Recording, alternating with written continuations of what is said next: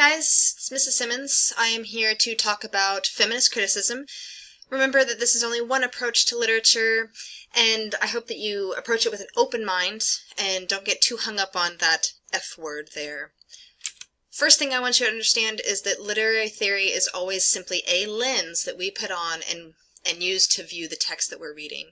It's never the way, the only way to view a text. It's a lens that can be interchanged with another one. So if I decide to view a text through new criticism, I'm going to be specifically breaking down the elements to that text and only deal with the text. I don't care about anything else, just the text itself and what it has in it. If I decide to look at this with deconstruction, I would be trying to break down the binaries that I see are present within the text. But I can always take these lenses off and put the next one on. So feminist theory is simply one way in which we can view the text. So, as another brief overview of literary theory, I want to stress that literary theory assumes there's no such thing as an innocent reading of a text, ever. We don't just read to read. There's nothing wrong with that, but when we're talking about literary theory and literary criticism, we are studying the text and what it does to us. Does it pull emotional or spontaneous reactions to the text? Do we avoid emotion and use only reason and highly structured approaches to make sense of a text? And it's important that we do this because a well-defined, logical, and clearly articulated literary theory enables readers to develop their own methods of interpretation and then justify their interpretation in a way that's very logical and consistent. That way we don't have a smattering of different ideas with no cohesive whole. Using one theory or maybe two or three theories together really helps us broaden our ability to interpret and gives us a very logical way in which to prove our interpretation as an approach that's acceptable. So, a quick background of feminist theory, and this first quote here at the top is from the Online Writing Lab at Purdue. It says, "Feminist criticism is concerned with the ways in which literature and other cultural productions reinforce or undermine the economic, political, social, and psychological oppression of women." So, feminist criticism did arise from patriarchal societies in Europe and America. Patriarchal, of course, meaning male-dominated. But this concept is inherent in most social constructs. Most social beliefs that are around across the world are a male-dominated belief, where for a very long time men controlled most elements of the society. So what does feminist criticism do? Well, ultimately it's looking at the conflicts, hardships that women face throughout literary works, especially in a masculine-centric ideology. This can be very closely tied to socioeconomic and race criticisms, and the socioeconomic criticism would be Marxist theory. So there are three essential things that the feminist criticism does. It observes, analyzes, and challenges the language, institutions, and powers that have reflected a patriarchal interest, and these interests that have a profound impact on women's expression and quality of life. So language meaning the way we change words. For instance, and this isn't a big deal, but for instance, we say male man. That is, in feminist criticism, sexist. Institutions, the concept of a marriage being the man making the money, the woman staying at home and taking care of the house. That sort of concept. So marriage, religion that might tamp down women's freedom. The second bullet says women's resistance and subversion to patriarchal oppression. So how did women fight back? How did they try to free themselves from the oppression that they were facing in their lives? And then finally, a more modern take on this is the empowerment for women through representation, through women writing about women, sharing their beliefs, their experiences, and really challenging the status quo through simply having a voice. So there were three phases that feminist criticism went through. The first one was the feminine phase, and this was pretty early on. This was in the 1800s or so. Most women who were writing would write with a male pseudonym, so they made up a name.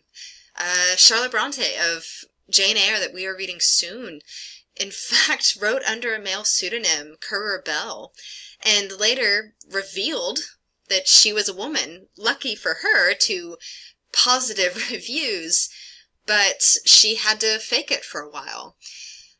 Additionally, women during this time period tried to reach the male-dominated audience because that was who was reading their material. It wasn't an equal audience, so they were playing it safe. They wanted to be successful as writers. They didn't want to be condemned for writing things that would not be accepted by the culture. So they played it safe. The second phase is from the early 1900s to about the 1970s or so, and this was the feminist phase, or polemics. This was argumentation, but it was particularly angry. These were people who were fed up with their lives and where they were, and really criticized the role of women in society and the oppression that they faced in a male-dominated society. And so this was the angry part of the feminist criticism development. And then the newest one, starting in about the 1980s, was the female phase, where they really started focusing on the authenticity of a woman's point of view. So they no longer needed to prove that a female's point of view was legitimate. Now they were trying to figure out, well, what does it even mean? So to kind of break that down for you, what is authenticity?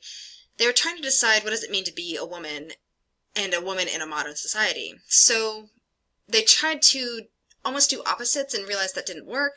So, for example, we know, in general, on one hand, we tend to associate things like science, reason, and logic with men.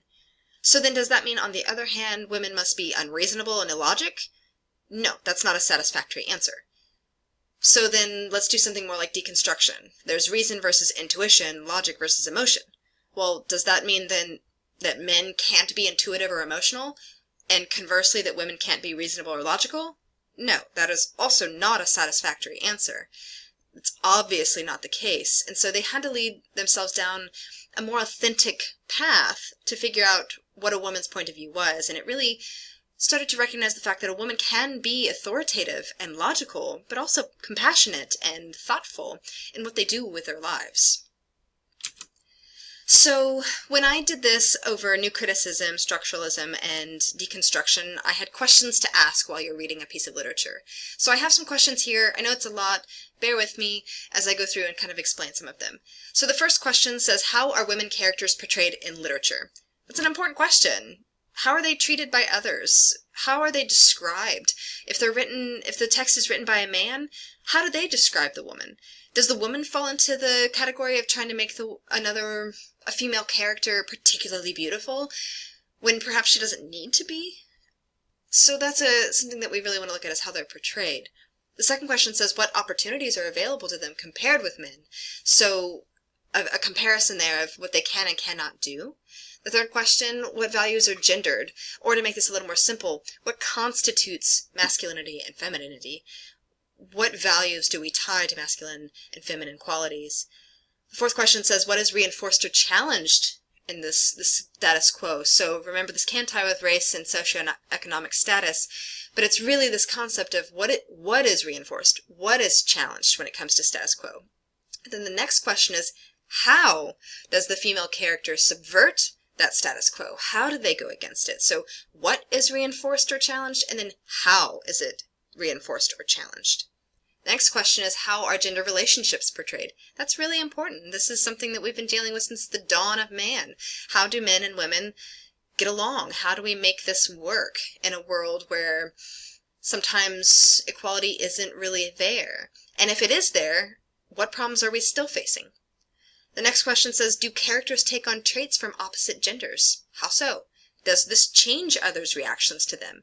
This is something we're going to see in the first few chapters of Jane Eyre, where she has traits that are not expected for a young girl, and it completely changes the way others treat her. The second to last question says, what does the work reveal about the operations of a patriarchy? So how are women affected economically, socially, politically, and psychologically? And then the last one is, what does the work say about women's creativity? That's really important because in a world where women were not allowed to create, we have to ask ourselves, what does that do to the woman who cannot create? How do they react to that? There are some really important pieces of literature that challenge this concept of women who feel so restrained that they don't get to be themselves, and they go to an extreme to try and cope with their tamped down creativity. So a conclusion here, remember that feminist criticism is just one lens with which to view a text. It studies the way women are treated in a text through language and institutions created by a male-dominated culture. It studies the way in which women acquiesce, challenge, or change the status quo. And it's gone through many phases and, quite honestly, will probably continue to change in a modern world. If you have any questions, please leave a comment or send me an email at rsimmons1@usd259.net. Thank you for listening. Hope it was informative, and have a great day.